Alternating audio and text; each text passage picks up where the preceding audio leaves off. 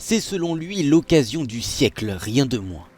Le conseiller du président Donald Trump, Jared Kushner, a exhorté mardi les Palestiniens à se saisir du plan de règlement au Proche-Orient proposé par Washington, qui serait un préalable à un accord de paix. Le gendre du président américain, par ailleurs proche du Premier ministre israélien Benjamin Netanyahou, a évoqué 50 milliards de dollars d'investissement à l'ouverture d'une conférence à Bahreïn, organisée pour attirer des donateurs du monde entier. Ce plan financerait de grands travaux et le développement du tourisme, permettant ainsi la création d'1 million d'emplois pour les Palestiniens. Notre vision, c'est de dire que cette prospérité économique, elle est possible par la paix. Demain, nous parlerons du droit de la propriété, une composante essentielle pour obtenir des crédits, pour investir et développer un meilleur environnement pour le business.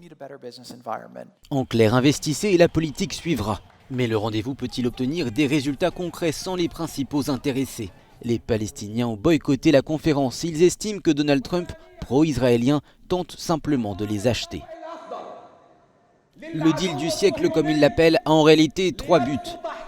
D'abord, en finir avec la cause palestinienne. Ensuite, donner le feu vert à l'ennemi sioniste pour étendre son occupation.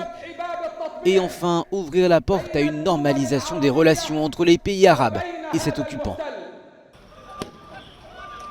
En réaction à cette conférence, des milliers de Palestiniens ont manifesté mardi en Cisjordanie occupée. L'autorité palestinienne continue d'exiger une solution à 2 États, mais l'administration américaine a récemment laissé entendre qu'elle pourrait accepter l'annexion de certains territoires palestiniens occupés.